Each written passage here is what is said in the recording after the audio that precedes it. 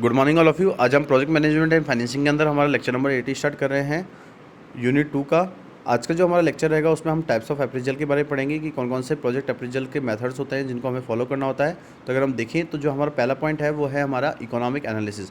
कि अगर हम देखें कि इकोनॉमिक्स एनालिसिस के अंदर जो प्रोजेक्ट के जितने भी हाइलाइट्स हैं जिनकी हमें रिक्वायरमेंट्स देखनी होती है, तो हम अपने रॉ मटेरियल्स को, हमारे प्रोजेक्ट की कैपेसिटी के लेवल को जिसे हमें यूटिलाइज़ करना है, हमारे एंटिसिपेटेड सेल्स को, हमारे एंटिसिपेटेड एक्सपेंसेस को, हमारे प्रोबेबल प्रॉफिट्स को हम इकोनॉमिक एनालिसिस के थ्रू देखते हैं।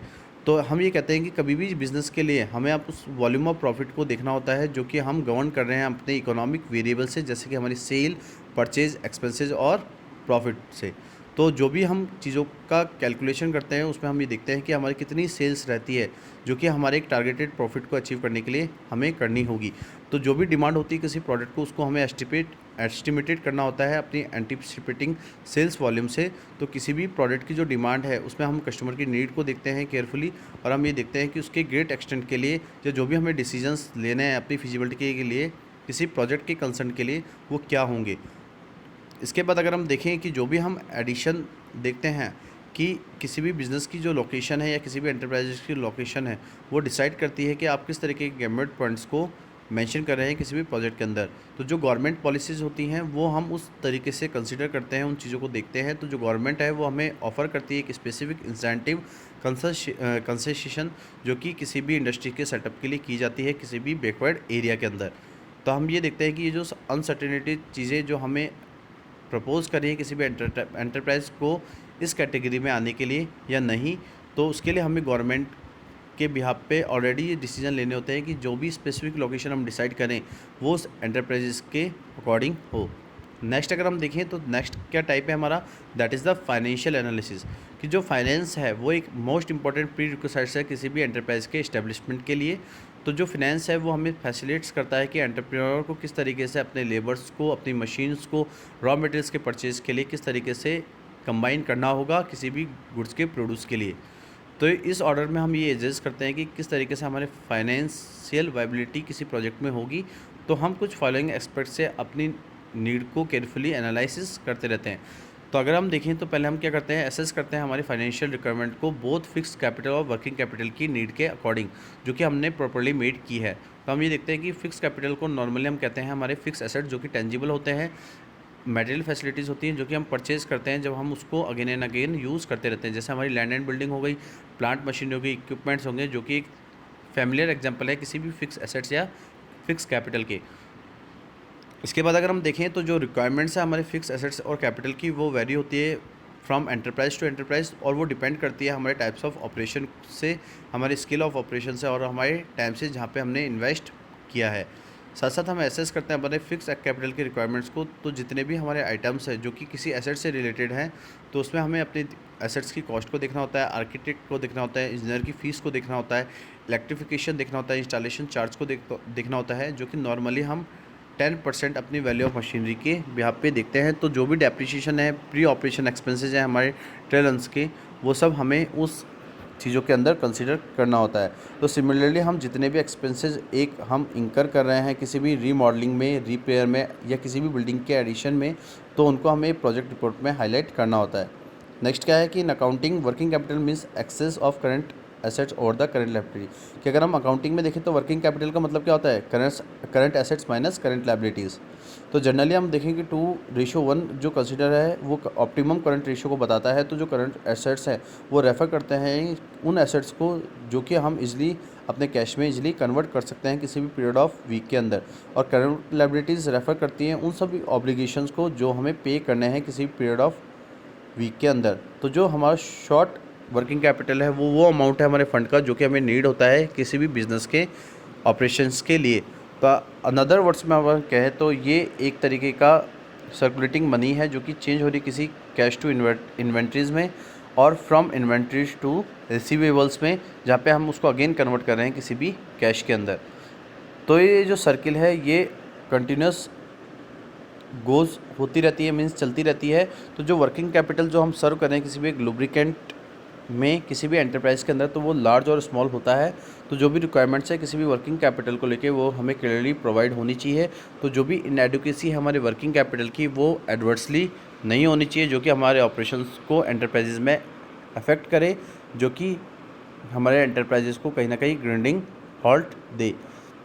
इसके बाद अगर हम देखें तो जो एक्टिविटीज़ लेवल होते हैं हमारे एंटरप्राइजेस के, वो एक्सप्रेस करते हैं कि हमारी कैपेसिटी यूटिलाइजेशन क्या है, क्या नीड है, जो कि हमें स्पेल्ट आउट करनी है अपने बिजनेस प्लान और प्रोजेक्ट रिपोर्ट से। तो जितने भी जो एंटरप्राइजेस हैं वो समटाइम्स क्या करते हैं, अपने टारगेट्स को अचीव करने में फेल हो जाते हैं जब वो अपने लेवल ऑफ कैपेसिटी को देखते हैं, जो कि वेरियस बिजनेसेस में unfortunate shortage of raw material, unexpected derivation in the power supply, inability to the penetrate the market mechanism के बिहाफ पे होती है। अगर हम देखें तो जो हमारे माइंड में जो एक क्वेश्चन अराइज होता है किसी भी एक एंटरप्राइजेस के एक्सटेंट में, तो हम जब भी प्रोडक्शन को कंटिन्यू करते हैं तो हम कुछ ऑब्लिगेशन और लायबिलिटीज़ को मीट करते हैं। तो जब हम अपने बिजनेस के अंदर break even analysis mean BEP देखते हैं तो उससे हमें उन चीज़ों का आंसर मिलता है। तो अगर हम ब्रीफ देखें तो जो ब्रेक इवन एनालिसिस है वो इंडिकेट करता है कि क्या हमारे बिज़नेस का लेवल ऑफ प्रोडक्शन है जिससे हमें प्रॉफिट या लॉस होगा उस एंटरप्राइजेज में। तो जो लेवल ऑफ प्रोडक्शन है वो अकॉर्डिंगली ये देखता है कि क्या ब्रेक इवन लेवल है हमारे किसी बिज़नेस का। तो आज के लेक्चर के अंदर हमने टाइप्स ऑफ बिजनेस अप्रेजल के बारे में पढ़े, प्रोजेक्ट अप्रेजल के बारे में पढ़े, जहाँ पे हमने जो पहला जो अप्रेजल था that is the market appraisal, उसको समझा कि अगर हमें अपने कस्टमर्स की नीड्स का पता हो, हमारे मार्केट की डिमांड का पता हो, तो हम इजीली अपने मार्केट को एनालिसिस कर सकते हैं, जिससे कि हम अपने उन प्री डिटरमाइंड गोल्स को अचीव कर सकें उस प्रोजेक्ट के, जो कि हमें अपने प्रोजेक्ट के सक्सेसफुल टाइम पे चाहिए। तो हम ये देखते हैं कि गवर्नमेंट हमें किस तरीके से हेल्प कर रही होती है कभी भी प्रोडक्शन के लिए, किस तरीके से हमारी डिमांड और सप्लाई को मीट करती है। तो जितने भी इकोनॉमिक वेरिएबल्स हैं वो एक बिज़नेस को बताते हैं कि उसको किस तरीके का प्रॉफिट मिलेगा। तो उसमें हम अपनी सेल्स को देखते हैं, क्या परचेजेस रही हमारी, क्या एक्सपेंसेस रहे, तो क्या कॉस्ट लग रही है हमारे बिज़नेस की, तो उनसे हम अपने प्रॉफिट को देखते हैं। और साथ साथ हम अपने जो कस्टमर्स हैं उनको टारगेट करते हैं कि जिससे हम अपने टारगेट कस्टमर से सेल करके उस प्रॉफिट को ले सकें, जो कि हमें अपने ऑब्जेक्टिव्स को अचीव करने में हेल्प करेंगे।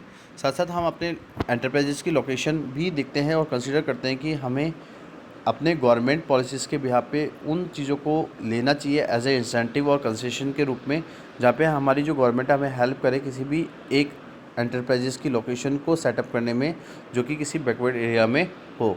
उसके बाद हमने सेकेंड एनालिसिस जो देखा, अप्रेजल देखा, वो था हमारा फाइनेंशियल अप्रेजल या फाइनेंशियल एनालिसिस। तो फाइनेंस जो होता है वो एक प्री रिक्विजिट्स होता है किसी भी एक बिज़नेस के या एंटरप्राइज के इस्टेब्लिशमेंट के टाइम। तो जो फाइनेंस है वो फैसिलिटेट करता है उस एंटरप्रेन्योर को कि हमें किस तरीके से अपने जो लेबर्स की नीड है, मशीन की नीड है, या किसी रॉ मटेरियल के परचेज करने की नीड है, वो किस तरीके से पूरी होगी अपनी फिनेंस रिक्वायरमेंट से, जिससे कि हम एक गुड्स को प्रोड्यूस कर सकें। तो उसके लिए हमें एक फाइनेंशियल वेबिलिटी चाहिए होती है प्रोडक्ट के लिए। तो हम अपनी फाइनेंशियल रिक्वायरमेंट्स को असेस करते हैं अपने फिक्स कैपिटल और वर्किंग कैपिटल से। तो वहाँ पे हमें देखना होता है कि हमारे फिक्स एसेट्स क्या हैं, फिक्स लायबिलिटीज़ क्या हैं, और फिर बाद में हम ये देखते हैं कि हमारे जो वर्किंग कैपिटल है वो हमें किस तरीके से कंसीडर कर रहे हैं। तो वर्किंग कैपिटल का मतलब क्या होता है, जब हम अपने करंट एसेट्स में से हमारी करंट लायबिलिटीज़ को सेपरेट कर दें। तो जो हमारा ऑप्टिमम करंट रेशियो होता है वो 2:1 होना चाहिए, मतलब कि हमेशा जो हमारे करंट एसेट्स हैं वो ज़्यादा होने चाहिए हमारी करंट लायबिलिटीज़ से। तो अगर हम देख रहे हैं कि जो भी फंड हमें एक रिक्वायर है हमारे फाइनेंशियल एनालिसिस के लिए, किसी बिज़नेस के लिए, तो उसमें हमें देखना होता है कि उसमें हमारी करंट एसेट्स और करंट लायबिलिटीज़ क्या क्या होती हैं। तो हम अपनी इन्वेंट्रीज़ को भी वहाँ पे देखते हैं, जो कि ईज़िली हमारे कैश में कन्वर्ट हो जाती हैं। साथ साथ हम अपने बिजनेसेस के अंदर उन वर्किंग कैपिटल्स को एडवर्ट्स करते हैं, जो कि हमें अपने बिज़नेस के ऑब्जेक्टिव्स को अचीव करने में हमारे हेल्प करती है। साथ साथ हम उन एक्टिविटीज़ को भी देखते हैं अपने एंटरप्राइजेज में जो हमारी कैपिटल यूटिलाइजेशन को बताती है, हमारी नीड को बताती है, जो कि हमारे बिज़नेस प्लान या प्रोजेक्ट रिपोर्ट के अकॉर्डिंग होते हैं। तो जो भी बिज़नेस के अंदर हमारे फेलियर या जो भी कैपेसिटी है वो इसलिए कम हो जाती है क्योंकि हमारे पास रॉ मटेरियल्स की शॉर्टेज हो जाती है, अनएक्सपेक्टेड डिल्यूवेशन हो जाता है किसी भी पावर सप्लाई का, हमें अपने मार्केट मैकेनिज्म को पेनिट्रेट करने में या उनको इनेबल करने में नहीं देख पाते। तो जो भी क्वेश्चंस हमारे पास अराइज होते हैं अपने एंटरप्राइजेस के लिए कि क्या प्रोडक्शन हमें हमारे ऑब्लिगेशंस और लायबिलिटीज़ को मीट करने के लिए करने होंगे।